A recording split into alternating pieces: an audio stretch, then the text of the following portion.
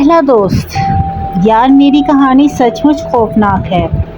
ہم اپنے گاؤں میں ایک پرانی حویلی کے بارے میں سنتے آئے تھے جسے سب شاپر حویلی کہتے تھے۔ کہتے ہیں وہاں رات کو عورت کی چیخیں سنائی دیتی ہیں۔ ایک رات میں اور میرے دوست وہاں گئے۔ اندھیرا تھا، ہوا میں عجیب سی سردی تھی۔ جیسے ہی ہم نے حویلی کے دروازے پر ہاتھ رکھا، اندر سے دروازہ خود بخود کھل گیا۔ پھر کیا ہوا ہم میں سے کوئی آج تک نہیں بھولا۔ دوسرا دوست۔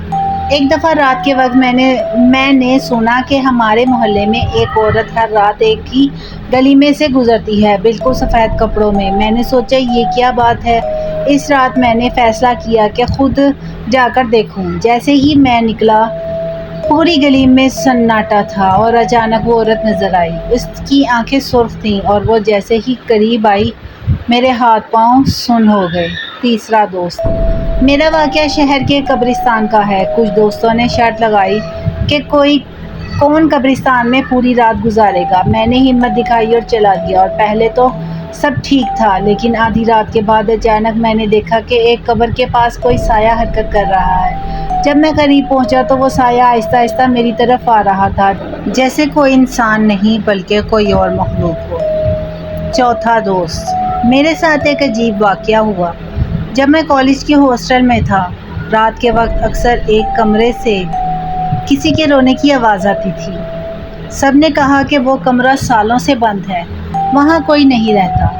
ایک رات میں اور میرے دوستوں نے ہمت کی اور اس کمرے میں گئے۔ جیسے ہی ہم اندر پہنچے، کھڑکیاں خود بخود بند ہو گئیں اور ہمیں لگا کہ کوئی ہمارے پیچھے کھڑا ہے۔ پانچواں دوست۔ ایک رات میں گاڑی چلا رہا تھا۔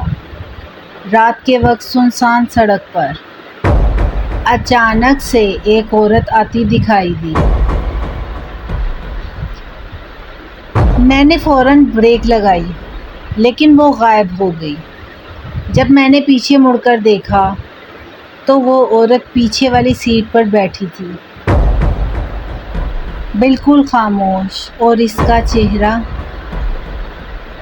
نظر نہیں آ رہا تھا۔